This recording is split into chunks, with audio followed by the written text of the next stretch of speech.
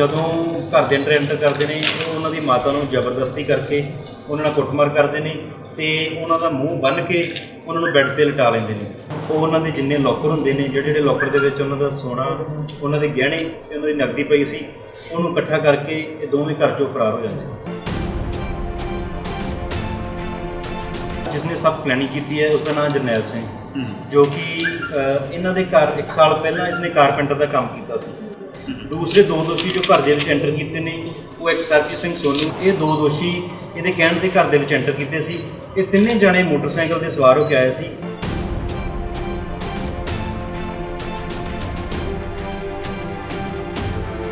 ਜੋ ਚੌਥਾ ਬੰਦਾ ਲਵਪ੍ਰੀਤ ਸਿੰਘ ਗੁਰੂ ਹਰਰਾਏ ਐਵਨਿਊ ਦਾ ਅਸੀਂ ਅਰੈਸਟ ਕੀਤਾ ਹੈ, ਉਸਨੇ ਇਸ ਦੇ ਵਿੱਚ ਕਨਸਪੀਰੇਸੀ ਕੀਤੀ ਹੈ।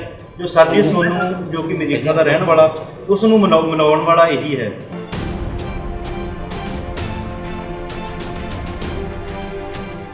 ਰਿਸ਼ੀ ਵਿਹਾਰ ਦੇ ਰਹਿਣ ਵਾਲੇ ਸੰਗੀਤਾ ਮਲਹੋਤਰਾ ਜੀ, ਜੋ ਆਪਣੇ ਘਰ ਵਿੱਚ ਇਕੱਲੇ ਸੀ, ਨਾਲ ਉਹਨਾਂ ਦਾ 8 ਸਾਲ ਦਾ ਪੁੱਤਰਾ ਸੀ। ਦੋ ਅਣਪਛਾਤੇ ਵਿਅਕਤੀ ਉਹਨਾਂ ਦੇ ਘਰ ਦੇ ਬਾਹਰ ਆਉਂਦੇ ਨੇ। ਉਹਨਾਂ ਦੇ ਬੇਟੇ ਸੰਦੀਪ ਮਲਹੋਤਰੇ ਦਾ ਨਾਮ ਲੈ ਕੇ ਉਹ ਬੋਲਦੇ ਨੇ ਕਿ ਅਸੀਂ ਉਹਨਾਂ ਦੇ ਕਹਿਣ ਤੇ ਆਰੋਪ ਠੀਕ ਕਰਨ ਆਏ ਹਾਂ, ਤੇ ਉਹਨਾਂ ਦੇ ਕਹਿਣ ਤੇ ਜੋ ਉਹਨਾਂ ਦੇ ਮਾਤਾ ਸੰਗੀਤਾ ਮਲਹੋਤਰਾ ਜੀ ਉਹ ਉਹਨਾਂ ਦਾ ਗੇਟ ਖੋਲ੍ਹ ਦਿੰਦੇ ਨੇ। ਉਹ ਘਰ ਦੇ ਅੰਦਰ ਐਂਟਰ ਕਰਦੇ ਨੇ। ਜਦੋਂ ਘਰ ਦੇ ਅੰਦਰ ਐਂਟਰ ਕਰਦੇ ਨੇ ਉਹ ਉਹਨਾਂ ਦੀ ਮਾਤਾ ਨੂੰ ਜ਼ਬਰਦਸਤੀ ਕਰਕੇ ਉਹਨਾਂ ਨਾਲ ਕੁੱਟਮਾਰ ਕਰਦੇ ਨੇ ਤੇ ਉਹਨਾਂ ਦਾ ਮੂੰਹ ਬੰਨ੍ਹ ਕੇ ਉਹਨਾਂ ਨੂੰ ਬੈੱਡ 'ਤੇ ਲਿਟਾ ਲੈਂਦੇ ਨੇ। ਉਸ ਤੋਂ ਬਾਅਦ ਇੱਕ ਬੰਦਾ ਉਹਨਾਂ ਦੇ ਪੋਤਰੇ ਤੇ ਉਹਨਾਂ ਦੀ ਮਾਤਾ ਨੂੰ ਕੰਟਰੋਲ ਕਰਕੇ ਬੈੱਡ 'ਤੇ ਰੱਖਦਾ ਹੈ, ਤੇ ਦੂਸਰਾ ਬੰਦਾ ਇਨ ਦਾ ਮੇਨ ਟਾਈਮ ਉਹ ਉਹਨਾਂ ਦੇ ਜਿੰਨੇ ਲੋਕਰ ਹੁੰਦੇ ਨੇ ਜਿਹੜੇ ਲੋਕਰ ਦੇ ਵਿੱਚ ਉਹਨਾਂ ਦਾ ਸੋਨਾ, ਉਹਨਾਂ ਦੇ ਗਹਿਣੇ ਤੇ ਉਹਨਾਂ ਦੀ ਨਕਦੀ ਪਈ ਸੀ, ਉਹਨੂੰ ਇਕੱਠਾ ਕਰਕੇ ਇਹ ਦੋਵੇਂ ਘਰ 'ਚੋਂ ਫਰਾਰ ਹੋ ਜਾਂਦੇ ਨੇ। ਟੋਟਲ ਸਰ ਕਿੰਨੇ ਜਾਣੇ ਸੀ? 4 ਜਣੇ ਨਜ਼ਰ ਆ ਰਹੇ ਆ। 2 ਦਾ ਕੀ ਰੋਲ ਸੀ? ਬਾਕੀ 2 ਜੋ ਮੇਨ ਦੋਸ਼ੀ ਆ ਜਿਸਨੇ ਸਭ ਪਲੈਨਿੰਗ ਕੀਤੀ ਹੈ ਉਸਦਾ ਨਾਮ ਜਰਨੈਲ ਸਿੰਘ, ਜੋ ਕਿ ਇਹਨਾਂ ਦੇ ਘਰ 1 ਸਾਲ ਪਹਿਲਾਂ ਇਸਨੇ ਕਾਰਪੈਂਟਰ ਦਾ ਕੰਮ ਕੀਤਾ ਸੀ। ਦੂਸਰੇ ਦੋ ਦੋਸ਼ੀ ਜੋ ਘਰ ਦੇ ਵਿੱਚ ਐਂਟਰ ਕੀਤੇ ਨੇ ਉਹ ਇੱਕ ਸਰਜੀਤ ਸਿੰਘ ਸੋਨੂ ਜੋ ਮਜੀਠਾ ਦਾ ਰਹਿਣ ਵਾਲਾ ਵਾ, ਤੇ ਇਸ ਤੋਂ ਇਲਾਵਾ ਜੋ ਦੂਸਰਾ ਬੰਦਾ ਵਾ ਉਹ ਬਲ ਕਲਾਂ ਦਾ ਰਹਿਣ ਵਾਲਾ ਵਾ। ਇਹ ਦੋ ਦੋਸ਼ੀ ਇਹਦੇ ਕਹਿਣ ਤੇ ਘਰ ਦੇ ਵਿੱਚ ਐਂਟਰ ਕੀਤੇ ਸੀ। ਇਹ ਤਿੰਨੇ ਜਾਣੇ ਮੋਟਰਸਾਈਕਲ ਤੇ ਸਵਾਰ ਹੋ ਕੇ ਆਏ ਸੀ। ਜੋ ਮੋਟਰਸਾਈਕਲ ਜਰਨੈਲ ਸਿੰਘ ਜੋ ਕਾਰਪੈਂਟਰ ਉਸਦਾ ਵਾ, ਇਹ ਉਹਨਾਂ ਦੋਨਾਂ ਨੂੰ ਉਤਾਰ ਕੇ ਅੱਗੇ ਚਲਾ ਜਾਂਦਾ। ਉਹ ਦੋਨੇ ਘਰ ਦੇ ਵਿੱਚ ਐਂਟਰ ਕਰਦੇ ਨੇ ਤੇ ਘਰ ਦੇ ਵਿੱਚੋਂ ਸਾਰਾ ਸਮਾਨ ਇਕੱਠਾ ਕਰਕੇ ਵਾਪਸ ਇਹਦੇ ਨਾਲ ਮੋਟਰਸਾਈਕਲ 'ਤੇ ਬੈਠ ਜਾਂਦੇ ਨੇ। ਜੋ ਚੌਥਾ ਬੰਦਾ ਲਵਪ੍ਰੀਤ ਸਿੰਘ ਗੁਰੂ ਹਰਰਾਏ ਐਵਨਿਊ ਦਾ ਅਸੀਂ ਅਰੈਸਟ ਕੀਤਾ ਹੈ, ਉਸਨੇ ਇਸ ਦੇ ਵਿੱਚ ਕਨਸਪੀਰੇਸੀ ਕੀਤੀ ਹੈ।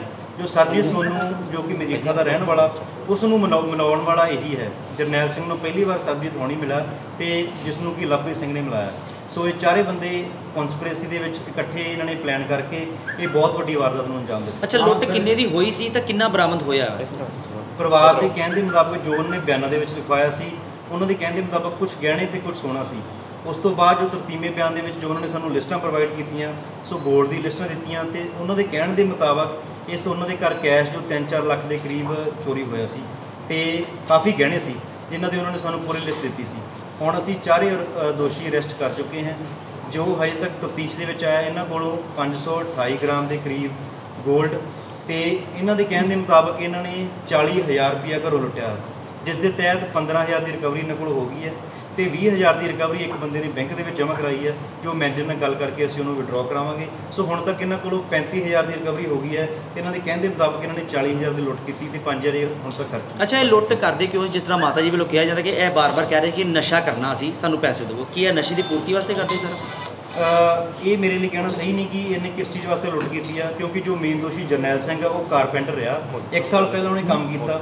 ਜੇ ਉਹਨਾਂ ਨੇ ਲੋਕਰ ਜੋ ਸਭ ਤੋਂ ਮੇਨ ਲੋਕਰ ਇਹਨਾਂ ਨੇ ਪੱਟਿਆ ਜਿਹਦੇ ਵਿੱਚ ਗਹਿਣੇ ਸੀ, ਉਹ ਸਿਰਫ ਇਸ ਨੂੰ ਜਾਂ ਇਹਨਾਂ ਦੇ ਘਰ ਦਾ ਜੋ ਸੰਦੀਪ ਮਲਹੋਤਰਾ ਸੀ, ਦੋਨਾਂ ਨੂੰ ਹੀ ਪਤਾ ਸੀ ਕਿ ਇਸ ਜਗ੍ਹਾ ਲੋਕਰ ਹੈ। ਸੋ ਨਸ਼ੇ ਵਾਲਾ ਐਂਗਲ ਬਾਅਦ 'ਚ ਆਉਂਦਾ ਹੈ। ਸਭ ਤੋਂ ਪਹਿਲਾਂ ਕਿ ਉਸ ਨੂੰ ਜੋ ਜਾਣਕਾਰੀ ਸੀ ਉਹਦੇ ਬੇਸਿਸ ਤੇ ਉਹਨੇ ਪਲਾਨ ਕਰਕੇ ਇਸ ਵੱਡੀ ਵਾਰਦਾਤ ਨੂੰ ਅੰਜਾਮ ਦਿੱਤਾ। ਸਰ ਉਹ ਕਹਿ ਰਹੇ ਸੀ 4 ਲੱਖ ਰੁਪਇਆ, ਇਹ ਪਰ ਤੁਸੀਂ 40,000 ਦੀ ਗੱਲ ਕਰ ਰਹੇ ਹੋ, ਬੜਾ ਡਿਫਰੈਂਸ ਹੈ ਸਰ ਦੋਵਾਂ ਦੇ ਵਿੱਚ। ਇਸ ਤੋਂ ਬਾਅਦ ਅਸੀਂ ਜੋ ਘਰ ਦੇ ਮਾਲਕ ਨੇ ਸੰਦੀਪ ਮਲਹੋਤਰਾ ਜੀ ਜਾਂ ਸੰਗੀਤਾ ਮਲਹੋਤਰਾ ਜੀ, ਉਹਨਾਂ ਨੂੰ ਇਹਨਾਂ ਦੇ ਆਮਣੇ ਸਾਹਮਣੇ ਵੀ ਕਰਾਵਾਂਗੇ, ਇਹਨਾਂ ਦੇ ਆਪਸ ਗੱਲਬਾਤ ਵੀ ਕਰਾਵਾਂਗੇ, ਤੇ ਅੱਗੇ ਜੋ ਵੀ ਇੰਟੈਰੋਗੇਸ਼ਨ ਦੇ ਵਿੱਚ ਆਉਂਦਾ ਉਹ ਤੁਹਾਨੂੰ ਬਾਅਦ ਦੇ ਵਿੱਚ ਦੱਸਾਂਗੇ।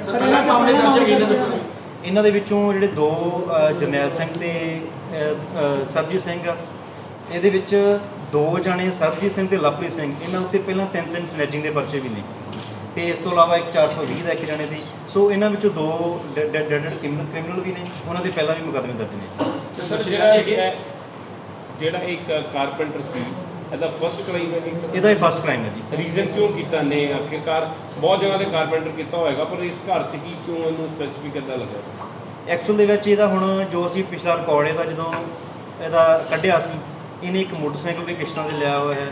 ਜਿੱਥੋਂ ਇਹਨੇ ਮੋਟਰਸਾਈਕਲ ਕਿਸ਼ਤਾਂ ਤੇ ਲਿਆ ਉੱਥੋਂ ਵੀ ਸਭ ਪਤਾ ਕੀਤਾ ਕਿ ਇਹ ਨਾ ਤਾਂ ਕਿਸ਼ਤਾਂ ਟਾਈਮ ਤੇ ਉਤਾਰ ਰਿਹਾ, ਸੋ ਇਸ ਟਾਈਮ ਇਹ ਕਾਫੀ ਕਰਜ਼ਾਈ ਹੋਇਆ ਹੈ ਪੈਸੇ ਦਾ, ਜਿਸ ਕਾਰਨ ਇਹਨੇ ਆਪਣਾ ਜੋ ਇਹਨੂੰ ਪਤਾ ਸੀ ਕਿ ਲੋਕਰ ਇੱਥੇ ਹੀ ਬਣਿਆ, ਇਹਨਾਂ ਨੇ 2 ਕ੍ਰਿਮੀਨਲ ਨੂੰ ਹੋਰ ਨਾਲ ਮਿਲਾਇਆ ਤੇ ਇਸ ਵੱਡੀ ਵਾਰਦਾਤ ਨੂੰ ਇਲਜ਼ਾਮ ਦਿੱਤਾ ਤਾਂ ਕਿ ਇਹ ਆਪਦੀ ਪੈਸੇ ਦੀ ਜੋ ਇੱਥੇ ਕਰਜ਼ਾ ਚੜਿਆ ਉਸ ਨੂੰ ਉਤਾਰ ਸਕੇ। ਅੱਛਾ, ਕਿੰਨੀ ਜਦੋਜਦ ਕਰਨੀ ਪਈ ਹੈ ਤੇ ਕਿੱਥੋਂ ਕਿੱਥੋਂ ਇਹਨਾਂ ਨੂੰ ਕਾਬੂ ਕੀਤਾ ਗਿਆ?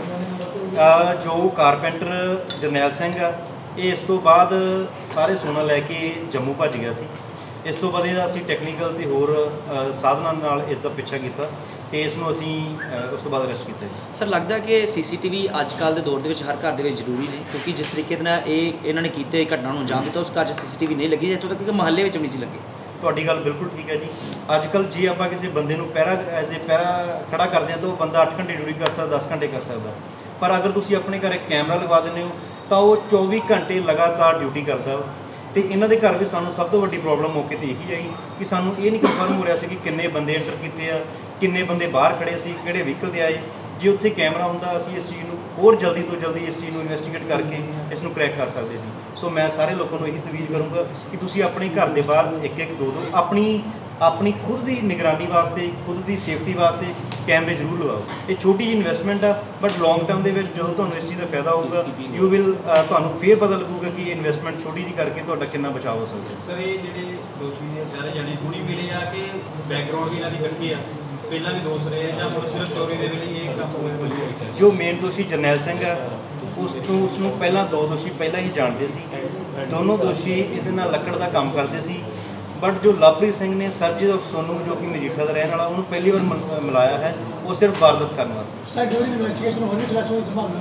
ਬਿਲਕੁਲ ਜੀ, ਅਗਰ ਇਨਵੈਸਟੀਗੇਸ਼ਨ 'ਚ ਹੋਰ ਕੋਈ ਨਵੀਂ ਚੀਜ਼ ਆਊਗੀ ਉਹ ਤੁਹਾਨੂੰ ਅਸੀਂ ਦੱਸਾਂਗੇ। ਠੀਕ ਹੈ ਸਰ, ਉਸੇ ਦਿਨ ਹੀ ਇੱਕ ਮਤਲਬ ਸੀ ਬਲੋਕ 'ਚ ਵੀ ਚੋਰੀ ਹੋਈ ਹੈ, ਜਿਸ ਦਿਨ ਉਹ ਸਮੈਸਟਰ ਉਹਨਾਂ ਨੇ ਉੱਥੇ ਲੁੱਟ ਕੀਤੀ ਹੈ ਘਰ 'ਚ, ਕੀ ਇਹਨਾਂ ਦਾ ਉਹਨਾਂ ਨਾਲ ਤਾਲੁਕਾਤ ਹੈਗਾ? ਇਹਨਾਂ ਦਾ ਉਸ ਚੀਜ਼ ਨਾਲ ਕੋਈ ਤਾਲੁਕ ਨਹੀਂ। ਠੀਕ ਹੈ ਜੀ। Thank you.